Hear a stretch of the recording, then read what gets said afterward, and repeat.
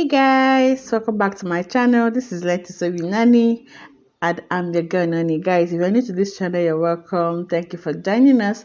Today I'll be showing us how to make a beautiful top from a flowered organza fabric, and this is the fabric I'm working with. It is so beautiful. All right, so we'll get to making the pattern for this blouse or top. Now if you're working on your fabric, you're going to fold into two, but because I'm working on the pattern, I'll just be marking on the pattern directly without folding. Then I'll transfer the pattern to my fabric. Now from the top of my pattern, okay, I'll use the other side because the length was not enough with the other angle. All right, so from the top of my pattern, I would mark the length of the top. Now you choose your desired length for the top you want to make. Yours could be 24 to 27. Okay, average blouse length is from 24 inches to 27 for an adult. All right, then I add 2 inches seam allowance for folding. Then from the top, I also marked my half length. Then afterwards, you derive your chest line, which is derived by dividing the bust measurement by 6 plus 2 inches. Now after that, I'll be adding an extra 1 inch to it because this is a free top. It's not going to have any zip allowance. It's not going to have any zip at the back. Okay, so your bust measurement divided by 6 plus 2 inches. Okay, now for this bust size, divided by 6 plus 2 gave me 8 inches, so I added an extra 1 inch, okay, to the chest line, okay, so that it would give me some room. Okay, now afterwards, I'll mark half of the shoulder measurement plus half inch seam allowance to attach the sleeve. Now I'm adding the seam allowance because this is also a free blouse. All right, so I don't want it to be too tight, so I connect the shoulder points into a straight line. I also mark the same thing on the chest line just to help me get a straight line to the shoulder. Then I'll take my neck width of 3.5 inches and neck depth of 3.5 inches. Now for this project, the back and the front neck width and neck depth is the same because there wouldn't be any zipper at the back, just so that the head can pass through comfortably and easily. All right, so with the help of my curve, I'm making the neckline. Okay, then afterwards you do your shoulder slope, and for an adult, we know that the shoulder slope for an adult is 1 inch. For a child, you do half inch. All right, so I'll come down by 1 inch for my shoulder slope. All right, so you connect to the neck width. Okay, so this procedure is also for beginners. So wherever you find yourself, beginners, intermediate, advanced, you'd vibe to this video. Now on the chest line, I'll be marking quarter of the bust measurement. Okay, then plus 1 inch is, you can do half inch, okay, but I'm doing 1 inch because I want the top to be super free. Then 1.5 inches seam allowance. Now the seam allowance you're adding depends on you, and the ease allowance you're also adding depends on you. So for me, I did an ease allowance of 1 inch, but you can decide to do half inch, quarter of an inch, 1 inch, 1.5, depending on how free you want it to be. Now we wouldn't be marking the waist measurement, just whatever you have on the bust, mark it to the length of the top.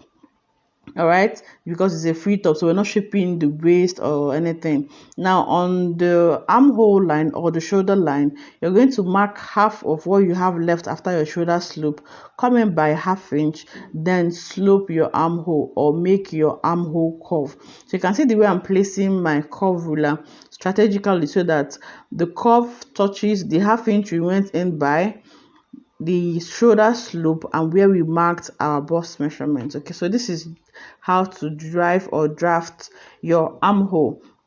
All right, so if you don't know how to make a basic bodice, this should even help you, guide you on how to make a basic bodice. Okay, the only difference is that there is no chest line, there is no waist measurement here. All right, so we'll cut out, so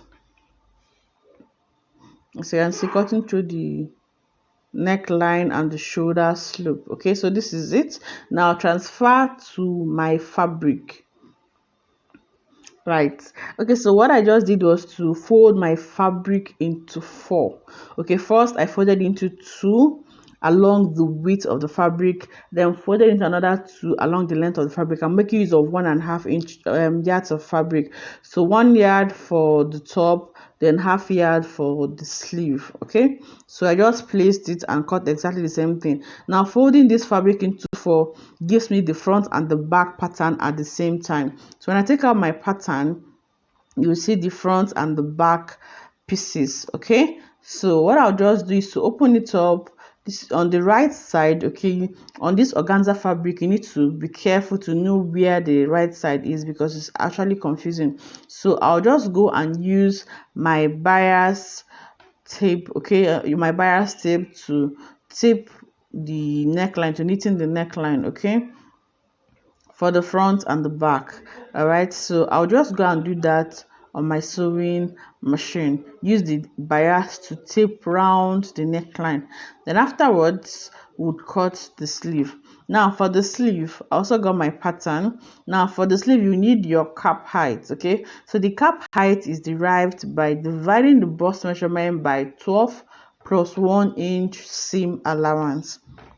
Okay, so you need to note down these formulas.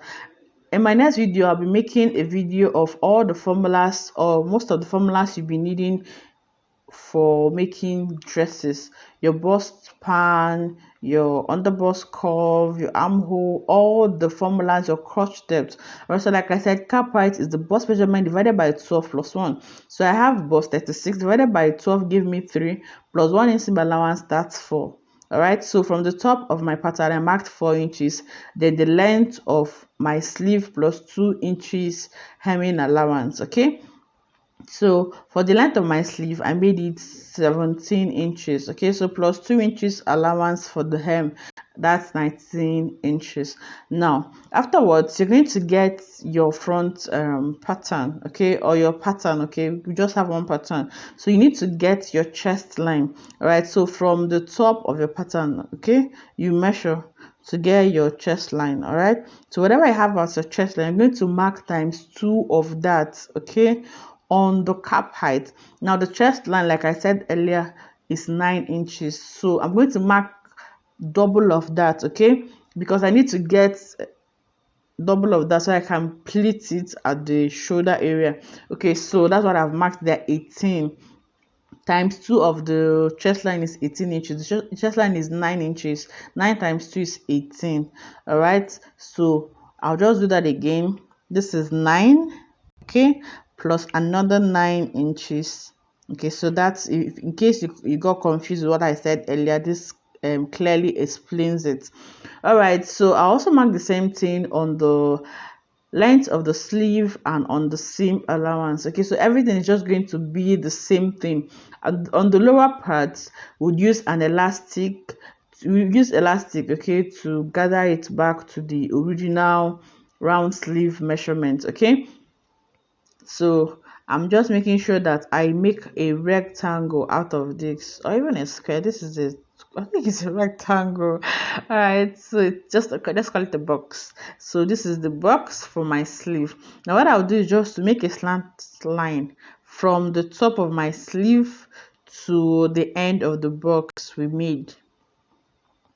All right, just to help me shaping the sleeve a little bit. So I'll just start shaping in my sleeve. Just see the way my hands are shaping it, just in form of an inverted S, just like that. Okay, from the top of the sleeve to the end of the box. Okay, just, you know, shaping it downwards a little. We don't want to make this too curvy. Or I can see this is different from the normal sleeve head we always have.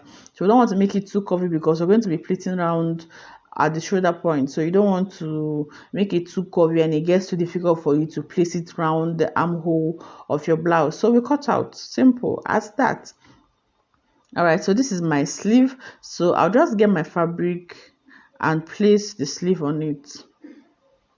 Now I have my sleeve. Remember I said earlier that I'm working with 1.5 yards of fabric, 1 yard for the front and back pattern and half yard for the sleeve, for the 2 sleeves. So when I fold for my sleeve, I'm cutting the 2 sleeves at the same time. All right, so I didn't really have enough fabric to, you know, accommodate that, so I have just like 3 inches of All right, so and I can make do with that. I can just that it means I wouldn't be having too much puff at the shoulder area. Okay, so if you have enough fabric, times two, some people even do times three if they want a very loud, that kind of statement sleeve. All right, so I'm working with what I have here, and it's just half yard for the fabric. All right, so it means I wouldn't have too much puff, which is still okay. All right, so this is my sleeve. I'll go ahead and attach it to the blouse. All right, so I have my two sleeves here.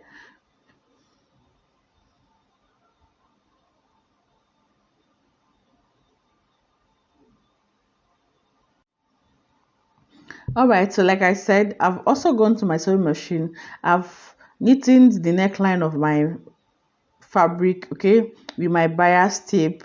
Okay, you can see I've hemmed down the neckline. I've also sewn the shoulder. Okay, I've joined the two fabrics together, joined the shoulder, also overlock the edges of the shoulder. Okay, so you can see the white stitch there. That's my overlocker at work there. Okay, so I had to use white just so that I would see. So afterwards, I'll be using a matching thread to overlock. Now the next thing you need to do is to iron the neckline, just to make sure that it has that round opening for the neck. Okay, if you're wondering what I'm using, please, that's water. It's not a bottle of Sprite, it's water. I perforated the cap of the bottle just so that I can have water out of it. Okay, so if you see a bottle of water or drink at a tailor shop, please, it's what I use for ironing. It might not even be good for drinking, please, so don't drink. Right, so I'm done properly ironing my fabric. Okay, so you can see I've joined the front and the back at the shoulder. Now I'll get the sleeve. Okay, then I'll notch the midpoint of the sleeve. Okay, remember I joined the two sleeves, the two shoulders together, and I've overlocked it. Okay, if you don't have an overlocker, you can just make your outfit, then afterwards you can take it to where the industrial overlocking is being done and get it done. All right, so I matched the midpoint of the sleeve to the shoulder point. Okay, the parts where we join the shoulder, that was why I overlocked it white so that we can see it clearly. So the white part, okay, that place I overlocked. Okay, that's the midpoint of my shoulder. So the center or the middle of my sleeve I'll attach that to the the shoulder point. Okay, so now the end of my sleeve, also attach it to the end of the armhole on the fabric. Okay, so what I'll do is to fit the sleeve round the armhole. Okay, the armhole of the blouse. All right, so I hope you see this clearly, because the fabric is too similar, like you can't even tell where it's where. So I hope my explanation works. Okay, so I'm just feeding the sleeve through on the blouse till I get to that shoulder point. Okay, till I get to the midpoint of my shoulder, the point where you join your shoulder, that's the midpoint. So I have an excess there. Okay, so that excess will be what I'll use to pleat. Now what I'll also do is to go to the other end of the armhole, then start feeding the sleeve through the armhole. Okay, so just please, no pleating here, please, no pleating, just the way you attach your normal sleeve, just pin it round. Okay, so I'll keep pinning. Okay, just be matching it up, match the sleeve to the armhole. All right, till you get to the shoulder point. So you can see that white overlocking thread, that's my hallmark, like that's the point of gravity. What am I saying? All right, so when I get to that point, you can now see the excess. They can see the excess there, so I'll just split it, then sew it up. That will cause, or that will give me the puff I should have at the shoulder point. Okay, so whatever excess you have there, you can gather it, you can pleat it, and that would form the puff you want at the shoulder area. All right, so I'm done attaching the sleeves, the two sleeves. Okay, so this is what it looks like. You can see the puff I have there. Like I said, I don't have too much puff because I didn't make use of too much fabric. Okay, I used just half yard. So if you have more than half yard or even up to a yard, you can get as much puff as you want. So you can see I pleated around that shoulder seam or the middle of the shoulder. Okay, so you can see, just run a straight stitch till you get to the middle point of the shoulder, then you pleat or you gather, whatever works for you. All right, so Having done that, what I'll just use to turn the sleeve to the wrong side. Okay, this is the wrong side. So I'll get my overlocker and overlock the armhole. Okay, after attaching the front, the shoulder, the sleeve to it, I'll overlock it. Now what I'll do is to get the two sleeves together. Okay, one side of the sleeve, get it together, then sew by 1.5 inches seam allowance. Okay, or whatever seam allowance you allocated to your pattern when you're making your pattern. Okay, so match up the sleeves together, then use your desired or allocated seam allowance to sew. So from the top of the sleeve, I'll sew to the bottom of the pattern or the hemline of the blouse. All right, the same thing to this other side. I'll match up the sleeves together, then take my 1.5 inches seam allowance all the way down from the top to the lower part. Okay, so that's to shaping my blouse. So I'll just go and do that. Then the next thing I'll do will be to hem the lower part of my sleeve of my blouse, hemming the lower part of the blouse. I'll show us how to do the sleeve when I'm done. Okay guys, so I'm done and this is what it looks like. So I've sewn the sides. Okay, it's just remaining the sleeve. Okay, then I've also hemmed the lower part. It's just remaining to hem the sleeve. Now for the sleeve, to hem the sleeve, we're going to be needing our elastic band for it. Okay, so you can see I've also overlocked the edges. You can see the red. Okay, I've overlocked. You can see the red thread. Okay, so instead of white, now I use red. I use the matching color of thread to overlock. Okay, so I initially used white because of illustration purposes, so we understand better. Now for the sleeve, to the hem of the sleeve, okay, I'll just fold in ½ inch. Okay, then fold in an extra 1 inch or 1.5. Remember we added 2 inches for hemming allowance, so you fold in ½ inch, then fold in the extra 1.5 inches. Or you can just fold in ½ inch and fold in 1 inch. Let's just assume that you use the extra ½ inch to join the shoulder. Okay, so you make an opening. When you're sewing, you leave an opening of 2 inches. Okay, so that is where your elastic band will pass through. So when you fold, you run a stitch round it and then leave an opening. So I'll just show that again. Get the sleeve, the hem of the sleeve, fold in ½ inch, then another 1 inch, then you sew round, then leave like 2 inches. All right, so I've sewn round and I left my allowance of 2 inches. Okay, you can see there. So that's where my elastic band. So to pass the elastic band, you'll be needing your safety pin. All right, so I've done this side of the sleeve. I'll show us now. Okay, so I've also turned this part of the sleeve, so I also left my 2 inches. Okay, so that's where the elastic band would pass through. All right, so for your elastic band, you would need your round sleeve measurement. Now for this client, the round sleeve measurement is 12 inches. So half of 12, you're needing half of your round sleeve measurement. Okay, because the elastic band is elastic, like the name implies, so it means like half of it, half of whatever would give you ×2 of what you want. So since the round sleeve is 12, I'll cut out 7. Okay, so 12 divided by 2 is 6, then an extra 1 inch because we also need to join the elastic band. Okay, so what we're sewing, I'll show us. When we're sewing, I'll show us. So I've cut 7 inches of elastic band. I cut 2. Okay, one for the left hand side and one for the right hand side. Then I passed my safety button into the elastic band. So from the 2 inches opening, okay, I'll start feeding the elastic band into the opening on the sleeve, okay, or into the hem of the sleeve. You can see what I'm doing. Just be feeding the elastic, then be sure to hold one end of the elastic firmly so that it doesn't slip off your hands, because once it slips off, you start all over again. So you can see I'm holding one side of the elastic band and I'm feeding the safety pin and the elastic round the hem of my sleeve. Okay, so when I also get to the other opening, I'll pull out the safety pin and the elastic band will come out at the same time. So you can see All right, so what you can do is to tie the elastic band. If you want, just pull out your safety pin first, so you can now tie the elastic band together. So that's how we leave an allowance of 1 inch, so that allowance will be needed to tie the elastic band together. Or you can take it to your machine, merge it together like so. Okay, I'll bring it closer so you can see. Just merge it together like this, then use the zigzag stitch on your sewing machine to sew it. So I'll just go to my machine and sew it.